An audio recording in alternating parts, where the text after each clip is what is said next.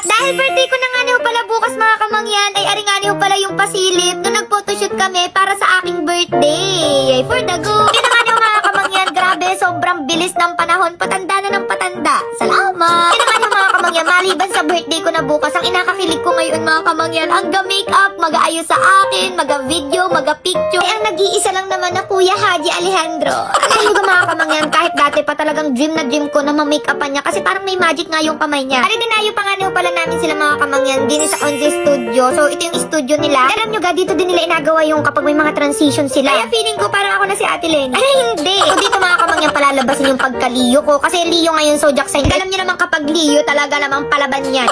Talas kasi mga kamangyan kapag nagka-photoshoot ako talagang parang sweet girl ganyan. So ngayon iba yung atake and sobrang natuwa ako kasi syempre parang makakaranas ako nung kakaiba. Hanggang dito pa lang mga kamangyan nararamdaman ko na hindi na talaga ako bata. Salamat. Ayan, thank you sa buong team nila. Super babait and sobrang excited na ako na makita yung result. And ayan, pagka-uwi ko nga niyo pala diyan mga kamangyan, nagligo na agad ako para makapagpahinga. And syempre hindi ko makakalimutan ang paglalagay ng casey rin sa aking kilikili. Oh, super ganda niyan sa umaga at sa gabi nagalagay ako niyan. Meron yung 5% glycolic acid na pumuti yung kilikili, mawala yung chicken skin, yung mga amoy-amoy. And hindi lang sa kilikili, pwede rin yan sa siko, sa tuhod, sa batok, sa lahat-lahat na. And ayun, dahil birthday ko na bukas mga kamangyan, may regalo ako sa makakahula kung ilang age na ako.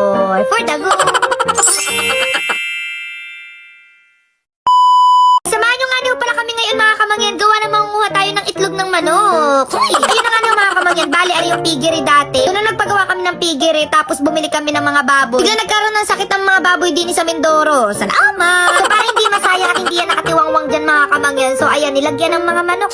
Pangarap ko rin kasi talaga yan mga kamangyan, yung may mga baboy, may mga manok, mga gulayan. So si Kuya Julius yung tumupad ng aking pangarap. Ala, so yan, may mga kinausap siya na tao para matupad yan. Ngayon parang naiiyak na ako. Alay, hindi. Alam niyo ba yung mga manok na yung mga kamangyan, na kung may music pa yan para hindi ma-stress sa mga nagadaanan din. Ang nag-request nga yung mga manok, gusto nila daw ng dong digi-digi-digi daw. Alay, hindi. Pero ayun nga, super nakakatuwa mga kamangyan dahil ang dami namin itlog na nakuha. So hindi naman pwedeng pang ulam yan lahat mga kamangyan. Kaya ang inagawa dyan, inabenta sa bayan o sa mga kakilala namin. So iba-iba yung size niya mga kamangyan and nakadepende doon yung price. Pagka-uwi mga kamangyan, napagod talaga kami kaya ayan, kumain muna ako. And after nyan, ayan, uminom na ako nito nga yung Power Cells Herbal Capsule. Super ganda na rin mga kamangyan kasi kapag tinuloy-tuloy nyo yung inom, mapapansin ninyo masarap na yung tulog nyo, hindi madaling mapagod, punong-puno ng energy. As in talagang ready ka sa maghapon. Wow naman. Meron niya mga 4 na herbal ingredients mga kamangyan na kailangan nung katawan natin yung garlic, cayenne pepper, cinnamon bark at mustard seed powder. Super dami nang natulungan yan mga kamangyan and isa na ako doon. Kaya kung kayo ang dami ninyong ganap sa buhay mga kamangyan, ako ay kailangan nyo rin ng uminom ng Garnier. For the go!